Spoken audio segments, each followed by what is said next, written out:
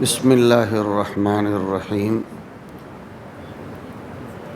نحمده ونصلی علی رسولہ الکریم اما بعد فاعوذ باللہ من الشیطان الرجیم بسم اللہ الرحمن الرحیم انا نحن نزلنا الذکر وانا له لحافظون۔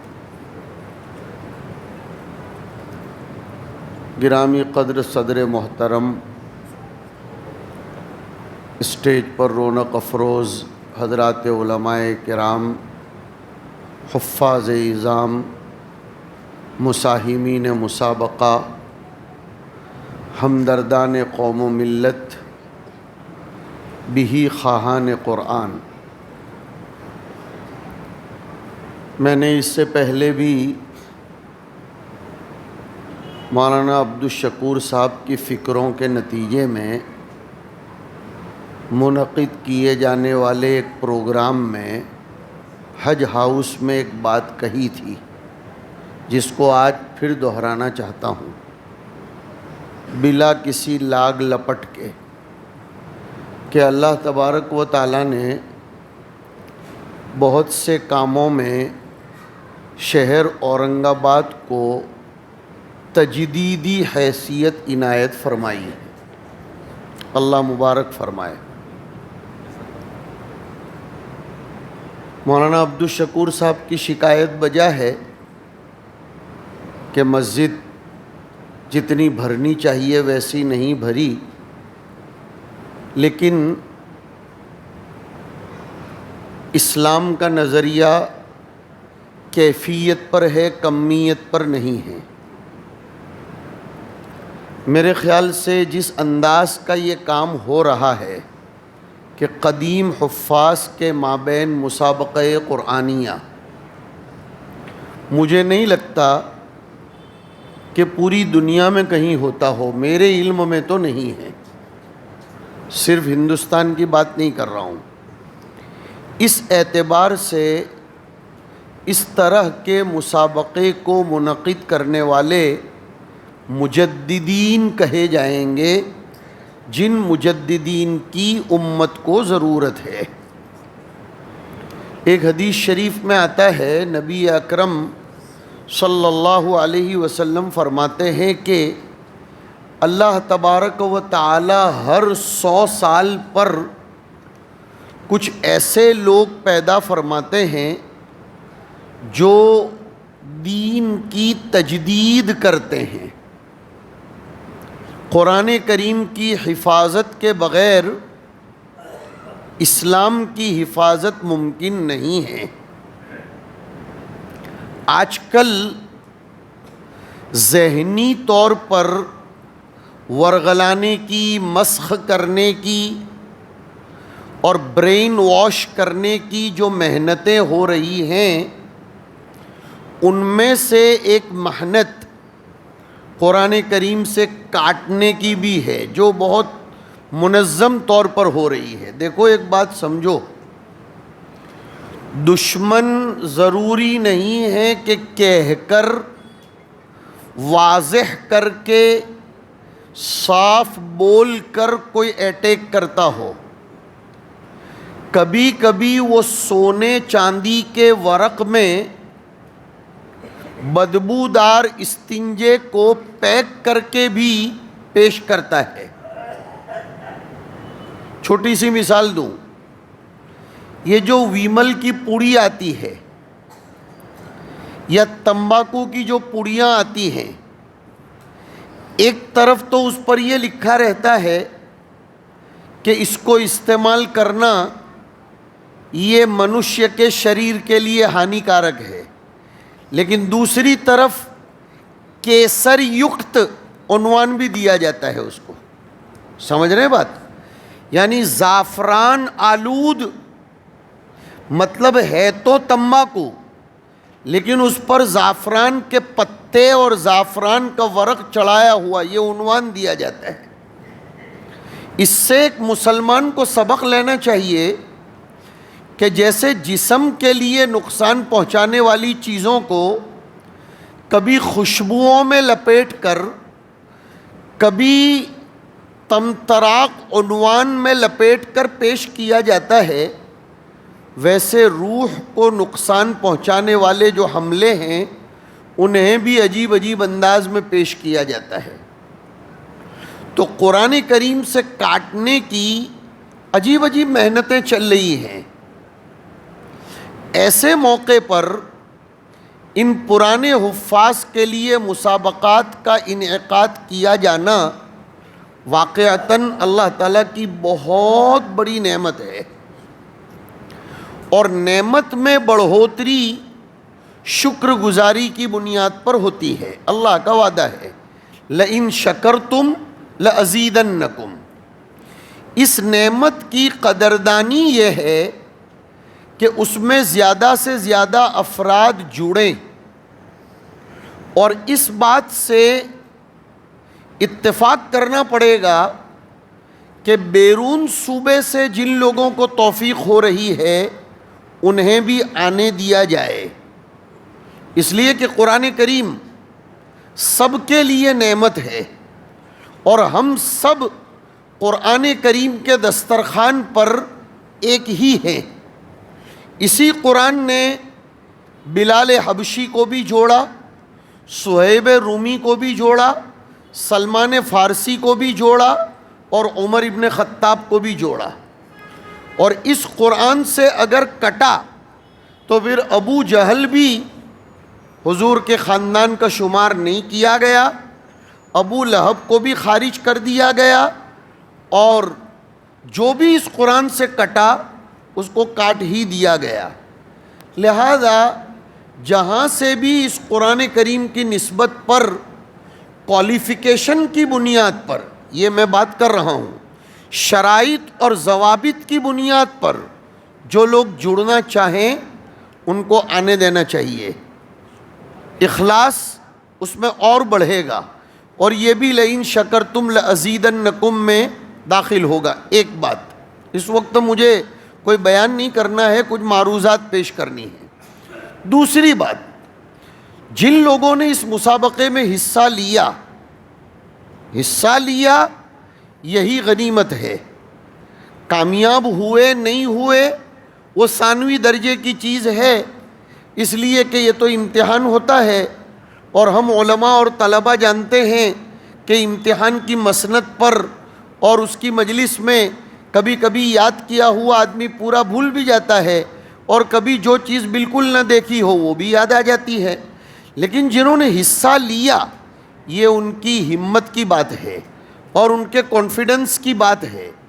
اب ان لوگوں سے میری درخواست یہ ہے کہ وہ مسابقہ ختم ہو جانے پر اس چیز کو طاقچے میں نہ رکھیں۔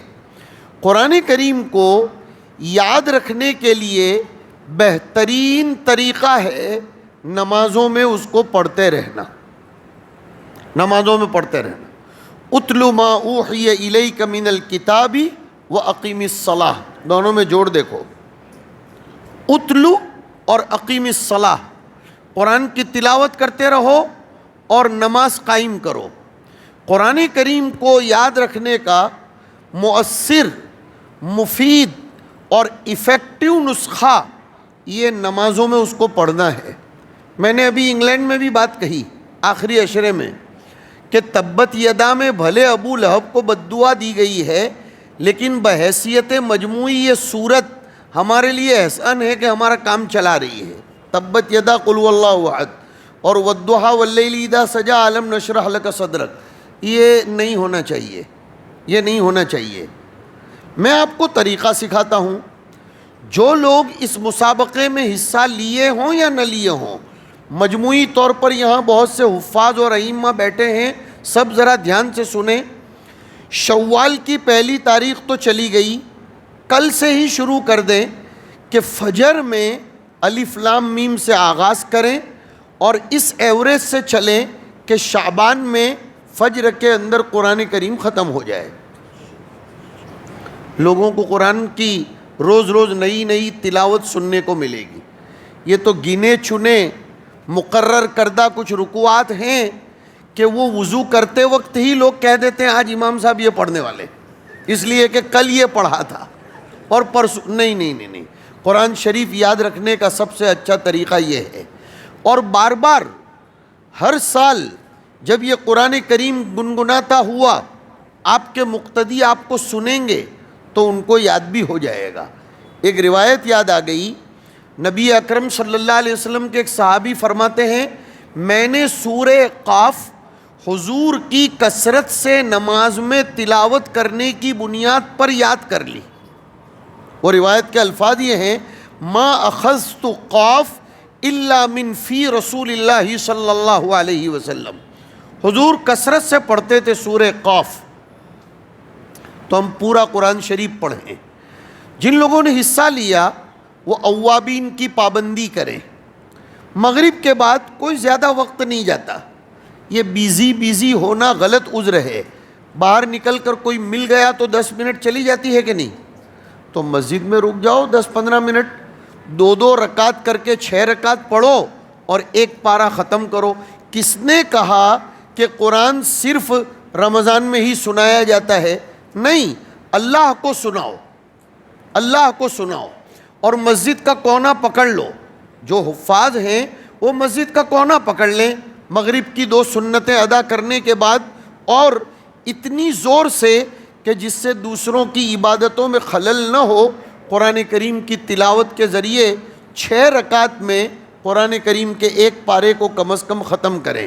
اور اللہ پاک مزید توفیق دے دے تو پھر تہجد کا تو پوچھنا ہی کیا، اس لیے کہ تہجد اور قرآن دونوں میں پکی دوستی ہے، تہجد اور قرآن میں پکی دوستی ہے۔ 1-2 دلیلیں اس کی قرآن سے پیش کروں۔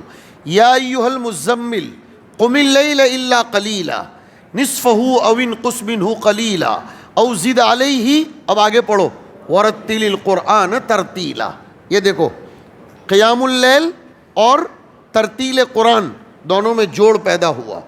اور آئیے 15ویں پارے میں سورہ بنی اسرائیل میں اقیم الصلاۃ لدلوک الشمس، اس میں آیا کہ ان قرآن الفجر کان مشہودا ومن اللیل فتہجد بہ نافلۃ لک، اور تہجد میں قرآن کریم پڑھنے پر وعدہ کیا گیا ہے، عسیٰ ان یبعثک ربک مقاما محمودا۔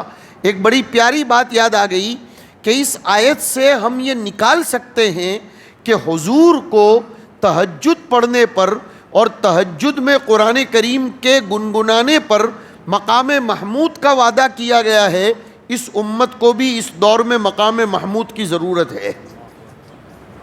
اس امت کو اس دور میں اپنی کھوئی ہوئی عزت کو دوبارہ حاصل کرنے کی ضرورت ہے۔ یہ عزتیں صرف سیاسی پارٹیاں بنانے سے حاصل نہیں ہوں گی، میں صاف بات کر رہا ہوں۔ صرف سیاسی سوجھ بوجھ سے، میں مانتا ہوں کہ سیاسی محاذ ہمارا ہونا چاہیے، مجھے اس سے انکار نہیں ہے۔ آپ علماء کرام کی باتوں کو غلط انداز میں پیش کر کے بکواس نہ کریں۔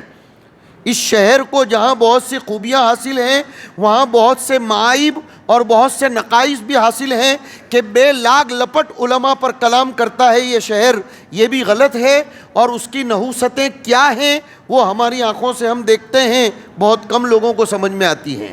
میں صرف تعریف کرنے والے لوگوں میں سے نہیں ہوں، جو اچھی چیزیں ہیں وہ اچھی چیزیں ہیں، جو بری ہیں بری ہیں۔ علماء کرام کو بھی چاہیے کہ اپنے کردار کو اور اپنا جو کیریکٹر ہے، اپنی ذمہ داری ہے، اس کو فراموش نہ کریں۔ لیکن علماء کرام انسان ہیں، ان سے بھی کبھی ایک مجتہد، ایک اعلیٰ درجے کی کرسی پر بیٹھا ہوا مجتہد جب خطا کر سکتا ہے تو ایک عالم بھی کبھی اپنے فیصلے میں یا اپنی قوت فکریہ میں آگے پیچھے کر سکتا ہے۔ اس کی وجہ سے اس کی کردار کشی کرنے والے لوگوں کو اپنی شہامت منانی چاہیے۔ اور عبداللہ ابن مبارک جیسے بہت بڑے بزرگ نے یہ بات فرمائی کہ جب اللہ کسی کے کیریئر کو ختم کرنا چاہتے ہیں تو اس کو علماء کے پیچھے لگا دیتے ہیں۔ یہ عبداللہ ابن مبارک رحمۃ اللہ علیہ کا قول ہے، میں دونوں طرف کی بات کر رہا ہوں۔ لہذا علماء کرام کو چاہیے کہ وہ اپنی ذمہ داری کو نبھائیں۔ ہم اگر سیاسی طور پر کوئی کردار ادا نہیں کر سکتے یا فائننشیلی طور پر امت کی کوئی رہبری نہیں کر سکتے تو قرآن کریم کے ایک ایک حرف کو گواہ بنا کر اور اس کو واسطہ بنا کر اللہ کے حضور دعا تو کر سکتے ہیں، لیکن ہم یہ بھی نہ کریں وہ بھی نہ کریں تو پھر امت کی نگاہوں میں ہم ضرور کھٹکتے ہیں. یہ بات یہ علماء کرام کے لیے بھی کہہ رہا ہوں. علماء صرف اتنا تلاش نہ کریں کہ امت ہمیں سر پر بٹھائیں. ہم سر پر بٹھائے جانے کے قابل تو پہلے بنیں. آدمی کو پہلے قابل بننا پڑتا ہے جب وہ مقبول بنتا ہے. نحو کی زبان میں کہتے ہیں پہلے اس میں فاعل بنتا ہے پھر وہ اس میں مفعول بنتا ہے. قابلیت کے بغیر مقبولیت کیسے ہو سکتی ہے؟ لہذا اس کو ہم قرآن کریم سے رابطہ پیدا کریں. مجھے شکایت ہے حفاظ سے اور علماء کرام سے کہ وہ فجر میں پہلی صف میں قرآن کریم کی تلاوت کرتے ہوئے نظر ہی نہیں آتے. مجھے شکایت ہے علماء کرام سے، وہ قرآن شریف کو ہاتھ ہی نہیں لگاتے. رمضان میں اگر پڑھتے ہیں تو وہ مطلبی پڑھنا ہوا اس لیے کہ ان کو مصلی پر سنانا ہے. نہیں، اللہ کے ساتھ قرآن کریم انسان کو جوڑتا ہے، اللہ کے ساتھ جوڑتا ہے. اور مولانا لوگوں کو کہاں دوپہر میں دکان کھولنی ہے؟ ان کو تو 10-11 بجے مکتب ختم کرنے کے بعد قیلولہ تو کرنا ہی ہے، بلکہ بہت سے قیلولے لیلولوں کے برابر ہوتے ہیں. لہذا صبح میں جلدی مسجد میں آئیں اور قرآن کریم کی تلاوت کریں. عوام الناس سے بھی کہتا ہوں، میں سچی بات کر رہا ہوں، صرف ہنس کر نہ گزاریں.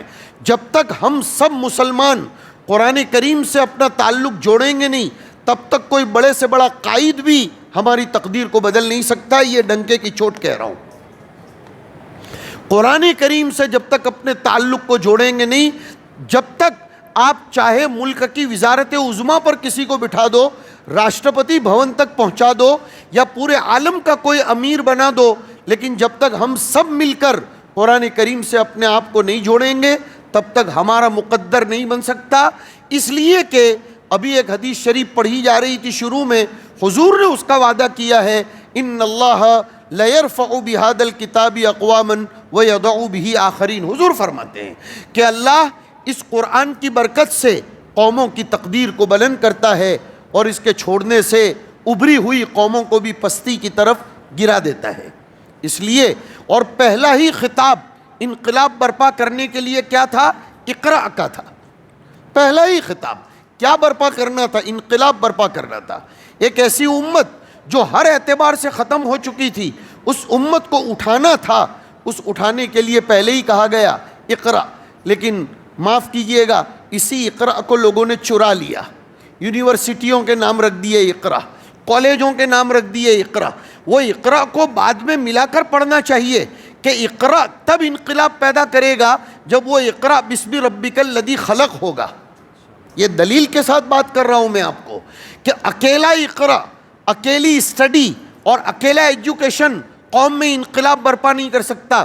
جب تک کہ اس ایجوکیشن اور جب تک کہ اس قراءت کو بسم ربک الذی خلق کے ساتھ نہ جوڑا جائے. اور ایک بات اور کہہ دوں، بسم ربک الذی خلق فرمایا، پتہ چلا معرفت رب کے بغیر اگر اسٹڈی ہوگی اور خالق کی پہچان کے بغیر اگر پڑھنا لکھنا ہوگا تو وہ دنیا میں انقلاب برپا کرنے کے بجائے دہشت گردی پیدا کرے گا. اور دنیا میں یہ اسرائیل کچھ کم پڑھا لکھا ہے کیا؟ اسرائیل اور یہودی کچھ کم پڑھے لکھے ہیں؟ اگر صرف پڑھنے لکھنے سے عدل و انصاف اور مساوات اور امن و شانتی کا پیغام آتا تو یہ یہود اتنے زیادہ ظلم نہ کرتے. لیکن بات یہی ہے بسم ربک الذی خلق، اور پھر انسان کی یاد دلائی خلق الانسان من علق. تو تواضع پیدا کرنے کی ضرورت ہے، اپنی اصلیت کو پہچاننے کی ضرورت ہے. بہرحال قابل رشک، قابل شک نہیں بول رہا ہوں، قابل رشک ہے یہ پروگرام. اس لیے کہ میرے بھی ذہن میں نہیں تھا ایسا تصور کہ قدیم حفاظ کے مابین مسابقہ ہوتا ہو. ہم نے یہ تو دیکھا ہے، ہمارے یہاں گجرات میں سورت شہر میں ہے، ابھی رمضان سے پہلے بھروچ کے ایک بہت بڑے گاؤں میں بھی ہوا کہ جو حفاظ مسجدوں سے کٹ چکے ہیں ان کو قرآن کریم سے جوڑنے کے لیے محنت کی جائے. لیکن یہ محنت تو عجیب سی لگی کہ ان کے مابین مسابقہ بھی ہو رہا ہے ماشاءاللہ. اور پھر سونے پہ سہاگا یہ کہ اس مسابقے میں ممتاز نمبر سے کامیاب ہونے والوں کو اللہ کے مخیرین اور چنندہ افراد کی طرف سے بیت اللہ کی زیارت کا موقع دیا جا رہا ہے. اللہ نے پیسہ لوگوں کو بہت دیا ہے، لیکن خوش نصیب ہوتے ہیں وہ لوگ جن کو اپنا پیسہ قرآن کریم کے ساتھ جوڑنے کی توفیق میسر ہو جائے، جن کو اپنا پیسہ کعبۃ اللہ تک پہنچانے کے کام آ جائے. ایک اللہ والے تھے، ان کی عادت تھی کہ جب کوئی عمرے میں یا حج میں جاتا تھا تو اس کو ایک جوڑا کپڑا سلا کر دیتے تھے اور کہتے تھے اس شرط پر کہ اسے آپ کو اپنے ساتھ لے جانا پڑے گا اور وہاں پہننا پڑے گا۔ تو وہ لوگ پوچھتے تھے کہ یہ شرط کیوں لگاتے ہو؟ کہا میں چاہتا ہوں میرے کپڑے پر کعبۃ اللہ کے اوپر برسنے والی تجلیات بھی برسیں اور بالواسطہ میں بھی خدا کے مقبول بندوں میں ہو جاؤں۔ تو وہ تو کتنے خوش نصیب لوگ ہوتے ہیں جن کے پیسے کعبۃ اللہ تک پہنچنے کے لیے قدم قدم پر کام لگ جاتے ہیں۔ یہ دوسروں کو بھی سیکھنے کی چیزیں ہیں، دوسروں کو بھی اس سے سبق لینا چاہیے۔ حدیث شریف یاد آئی مجھے، حضور فرماتے ہیں کہ لا حسد الا فی اثنتین، دو لوگ ایسے ہیں جن پر آدمی رشک کر سکتا ہے۔ اس میں سے ایک وہ ہے جس کو اللہ تبارک و تعالیٰ نے سمجھ بوجھ دی ہو، جس کو اللہ نے سمجھ بوجھ دی ہو اور وہ اپنی سمجھ کے مطابق فیصلہ کرتا ہو، جس کو اللہ نے مال دیا ہو اور وہ اس کو اللہ کی رضا کے لیے استعمال کرتا ہو۔ میرے بھائیوں، یہ اورنگ آباد کے لیے بہت بڑی نعمت ہے، ایک تو مسابقے کی شکل میں پروگرام ہونا اور دوسرا بیت اللہ کی زیارت کی شکل میں اس کا انعام دیا جانا۔ اس نعمت کی زیادہ سے زیادہ قدر کرو، اور قدر یہی ہے کہ قرآن کریم سے اپنے آپ کو جوڑو اور اس کی خوب تلاوت کرو۔ اور عوام الناس سے پھر یہ پیغام دیتا چلا جا رہا ہوں، فجر کی اذان ہونے سے پہلے مسجدوں میں خدا کے واسطے آ جایا کرو، اور اللہ تبارک و تعالیٰ کا واسطہ دے کر کہتا ہوں قرآن کریم سے اپنے آپ کو جوڑ لو، اور ہر مسجد میں روزانہ قرآن کریم کی تفسیر کا پروگرام صرف 10 منٹ کا ہی صحیح لیکن ہونا چاہیے۔ اس کے لیے قوم میں کچھ لوگ اسپانسر بن جائیں اور اچھے علماء کرام کو اپوائنٹ کریں، اس لیے کہ قرآن کا پیغام جب عام ہوگا، قرآن کریم کے الفاظ کے ساتھ ساتھ اس کے معانی اور اس کے پیغام پر بھی محنت کرنے کی اس دور میں خاص ضرورت ہے۔ اس دور میں بہت زیادہ ضرورت ہے کہ قرآن کا اعلیٰ جہت العموم پیغام لوگوں کے سامنے پیش کیا جائے، ورنہ 19ویں پارے میں یہ آیت ہے وقال الرسول یا ربی ان قومی اتخذوا هذا القرآن مہجورا۔ رسول اللہ قیامت کے دن شکایت کریں گے کہ اے میرے رب، میری اس قوم نے قرآن کو چھوڑ دیا تھا، تلاوت کے اعتبار سے بھی اور عمل کے اعتبار سے بھی، اور اس کے معانی اور مفاہیم پر، اس کے معانی اور مفاہیم کی تبلیغ کے اعتبار سے بھی۔ لہذا قرآن کریم کے دسترخوان پر آئیے، میں مبارکباد پیش کرتا ہوں اور دعا کرتا ہوں کہ اللہ تعالیٰ اس مشن کو اور زیادہ ترقیات سے ہمکنار فرمائے اور اس میں زیادہ سے زیادہ لوگوں کو جڑنے کی توفیق نصیب فرمائے۔ شہر کے ذمہ دار علماء کرام یہاں تشریف فرما ہیں، اس سے خود پتہ چلتا ہے کہ اس مشن کو ان سب بڑوں کی تائید حاصل ہے، اور یہ بہت بڑی بات ہے، یہ بہت بڑی بات ہے کہ شہر کا مغز اور گودا علماء کرام یہاں تشریف فرمائیں۔ کچھ لوگ ماشاءاللہ حدیث شریف سے شغف رکھنے والے ہیں، کچھ لوگ افتاء سے شغف رکھنے والے ہیں، کچھ نظامت سے شغف رکھنے والے ہیں، کچھ خطابت سے، کچھ نوجوانوں کی قیادت سے شغف رکھنے والے ہیں۔ ان سب کی حاضری اس بات کی غمازی ہے کہ وہ سب اس پروگرام کو پسند فرما رہے ہیں، لہذا اب اس کے بارے میں کسی سے پوچھنے کی کوئی ضرورت نہیں، اور دودھ کا دودھ پانی کا پانی ہو گیا۔ حساب کتاب کے اعتبار سے یہ تو دیکھو گھبرانے کی ضرورت نہیں ہے حافظ سہیل صاحب، میرے نزدیک یہ وضاحتیں دینے کی بھی کوئی ضرورت نہیں ہے، اس لیے کہ یہ بیکار باتیں ہیں کہ آپ مائک پر کھڑے ہو کر وضاحتیں دیں۔ کام کرنے والوں پر ہی انگلی اٹھتی ہے، جو کچھ نہیں کرتا اس پر انگلی اٹھانی بھی کس چیز کی۔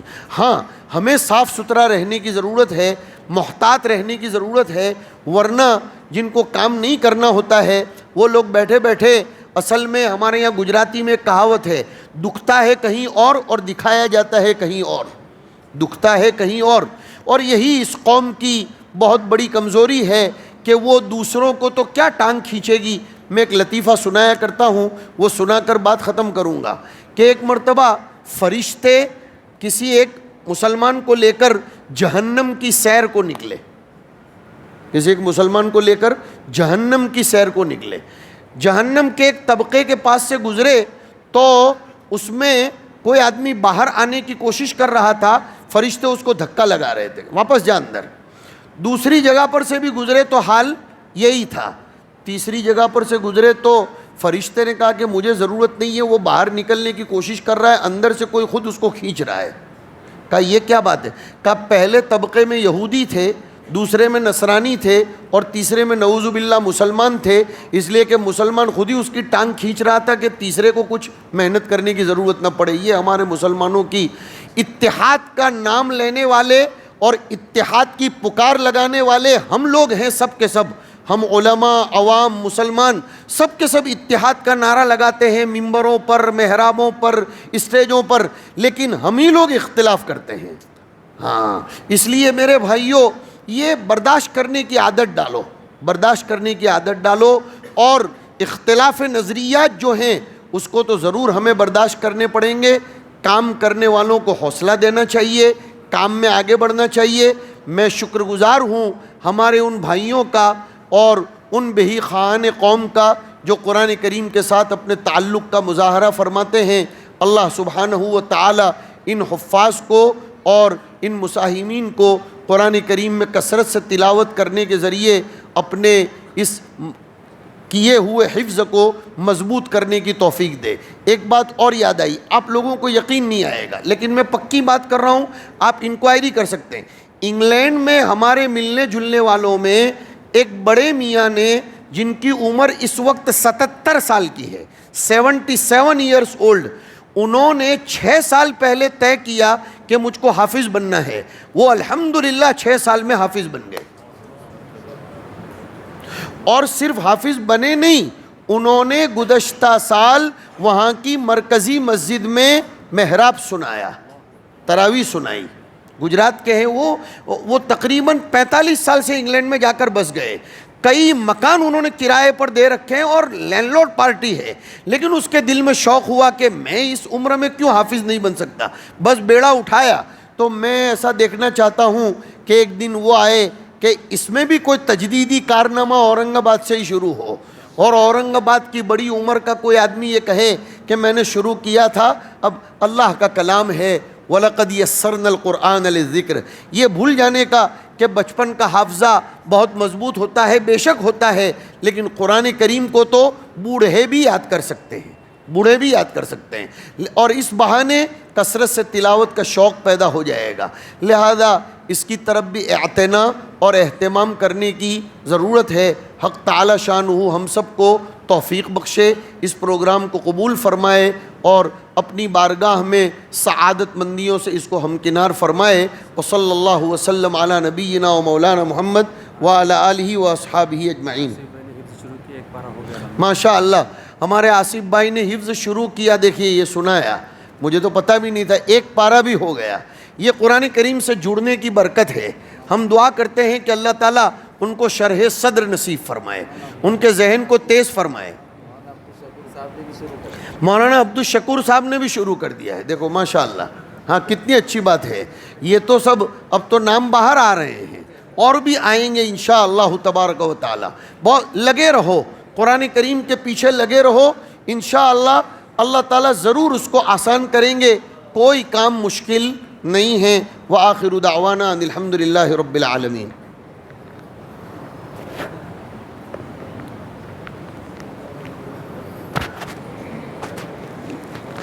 جزاک اللہ خیراً واحسن الجزاء۔ حضرت استاد محترم نے بڑی قیمتی باتیں ہمارے سامنے پیش کی ہیں، اللہ رب العزت ہم سب کو ان پر عمل کرنے کی توفیق عطا فرمائے۔ اب جو ہے بہت مختصر سے وقت میں آج کے جو ہمارے وہ معزز حفاظ کرام ہیں جن کو عمرے کے انعام سے نوازا جا رہا ہے، حضرت کے ہاتھوں عمرے کا ٹکٹ ان کے ہاتھوں میں دیا جائے گا انشاءاللہ، اور اسی طرح ہمارے جو مہمانان اعظام آج یہاں اسٹیج پہ تشریف فرما ہیں ان کے ہاتھوں بھی ان حضرات کو انعام سے نوازا جائے گا۔ تو یہ 9 حضرات ہیں اللہ کے فضل و کرم سے۔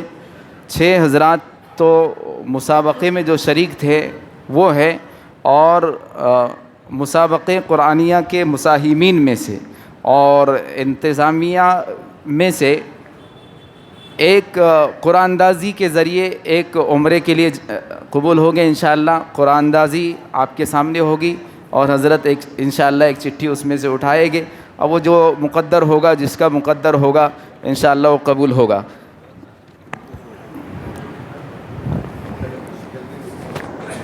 آج کے ہمارے مسابقے قرآنیہ میں فرا اول میں جو پہلی پوزیشن سے پہلے نمبر پر آئے ہیں وہ حافظ یوسف ابن مولانا الیاس صاحب رحمانیہ کالونی، یہ جو ہے الحمدللہ پہلا نمبر انہوں نے حاصل کیا ہے۔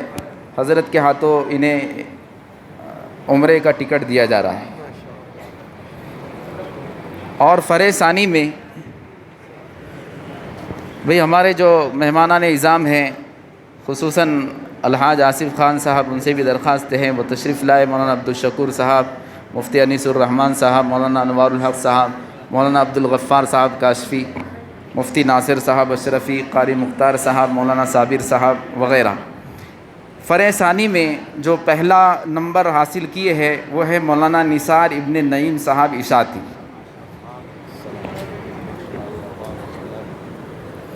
ان کے علاوہ جو مساہمین آج عمرے کے لیے منتخب ہوئے ہیں وہ حضرات ہیں جنہوں نے اعلیٰ نمرات حاصل کیے ہیں، مسابقے میں، فائنل مسابقے میں اعلیٰ نمرات حاصل کیے ہیں۔ ان کو بھی جو ہے الحاج انور خان صاحب نے سلیکٹ کیا اور منتخب کیا۔ انہوں نے ہمارے ہاتھ میں سے فائل لی اور انہوں نے دیکھا کہ سب سے زیادہ نمرات کس کے ہیں، تو انہوں نے اپنے اعتبار سے زیادہ نمرات والوں کو ٹک کیا اور کہا ان کو بھی عمرہ بھیجو، ان کو بھی عمرہ بھیجو، ان کو بھی عمرہ بھیجو۔ تو جو حضرات انہوں نے طے کیے ہیں وہ ہے حافظ اظہر ابن عبد القادر صاحب پان باڑی تشریف لائے۔ اسی طرح حافظ صادق ابن ایوب صاحب ماحولی وہ تشریف لائے۔ اسی طرح حافظ انیس محمد علی صاحب مصر واڑی وہ تشریف لائے۔ اسی طرح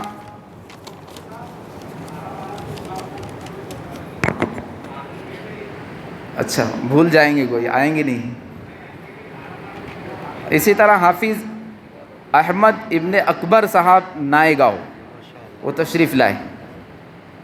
حافظ انیس صاحب مصر واڑی، حافظ احمد صاحب نائے گاؤں۔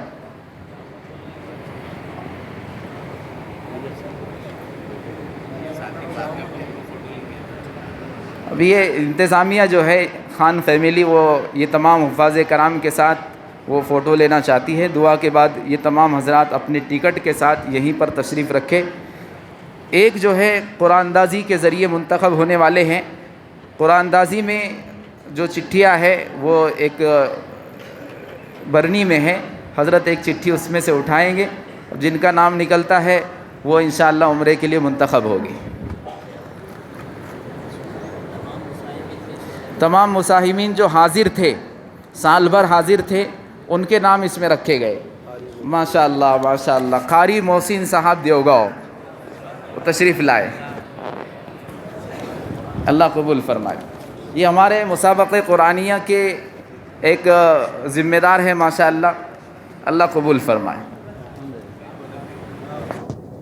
اس کے علاوہ تمام مساہمین کو الحاج انور خان صاحب، آصف خان صاحب کی جانب سے 2,000 روپے کا انعام دیا جا رہا ہے۔ اور اسی طرح ہمارے مسجد ممتاز کے نائب امام اور مؤذن، اور اسی طرح مسجد الیاس کے نائب امام اور مؤذن دونوں حفاظ کرام ہیں۔ قاری شہباز صاحب تشریف لائے اور مسجد الیاس کے مؤذن صاحب نائب امام صاحب تشریف لائے۔ قاری شہباز صاحب کو الحاج آصف خان صاحب جو ہے اپنے ہاتھوں سے، مولانا کے ہاتھوں سے، آئیے حافظ صاحب، مسجد الیاس کے نائب امام اور مؤذن۔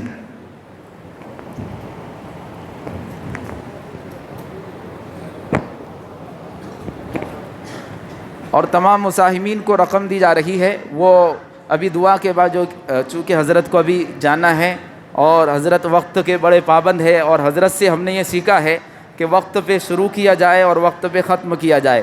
حضرت ہمیں درس میں کہا کرتے تھے کوئی اگر آپ کو 10 منٹ بیان کا کہے تو آپ 9 منٹ میں ختم کر دیں، 8 منٹ میں ختم کر دیں، 11واں منٹ نہیں لینا چاہیے۔ تو 10:30 تک حضرت کا ارادہ تھا۔ ہمارا پروگرام 11:45 تک طے تھا، 2 گھنٹے کا پروگرام تھا، 9:45 سے 11:45، تو 11:45 سے پہلے انشاءاللہ مکمل ہوگا۔ جو رقم ہے وہ لفافے یہاں موجود ہے، وہ مولانا اسلام صاحب سے ہمارے جتنے آج کے مساہمین ہیں وہ دعا کے بعد حاصل کر لیں۔ اس میں جو نام ہے وہ ناموں کے اعتبار سے ان کو رقم دی جائے۔ دعا کرنا اللہم صلی علی سیدنا و مولانا محمد وعلی آل سیدنا محمد وبارک وسلم اے اللہ اس مسابقے کو قبول فرما، برکت کا ذریعہ بنا، حفاظت قرآن کا ذریعہ بنا۔ اے اللہ جن لوگوں نے اس قسم کے مسابقہ کرنے کی فکروں کو اوڑھا ہے، ان علماء کرام کی ٹیم کی حفاظت قرآن کے صدقے طفیل تو حفاظت فرما، اور جو اس ٹیم کا تعاون کرتے ہیں، مساہمین کی حوصلہ افزائی کرتے ہیں، ہمارے ان بھائیوں کی تجارت میں، مال و دولت میں، ان کی اولاد میں، ان کے ایمان میں، تندرستی میں برکت نصیب فرما۔ اے اللہ ہر قسم کے شرور و فتن سے ہمارے ان معاونین بھائیوں کی حفاظت فرما، آسمانی سلطانی آفتوں سے محفوظ فرما، ہمارے اس شہر کے مسلمانوں کی بھرپور حفاظت فرما، ان میں اسلامی حمیت پیدا فرما، اسلامی غیرت پیدا فرما، خلوص اور للہیت پیدا فرما، اتحاد و اتفاق پیدا فرما۔ قرآن کریم کے دسترخوان پر ہم سب کو جمع ہونے کی توفیق نصیب فرما، ہم سے ہونے والی کوتاہیوں کو الہ العالمین معاف فرما، درگزر فرما، ہم سب کو اپنی اپنی ذمہ داریوں کا احساس نصیب فرما۔ کلکم راع وکلکم مسئول عن رعیتہ، اس کا استحضار ہر وقت نصیب فرما۔ مجمع میں جو لوگ جس قسم کی جائز تمنائیں لے کر بیٹھے ہیں، سب کی جائز تمناؤں کو اپنے فضل و کرم سے مکمل فرما۔ وصلی اللہ تبارک و تعالی علی خیر خلقہ سیدنا محمد وعلی آلہ واصحابہ اجمعین برحمتک یا ارحم الراحمین۔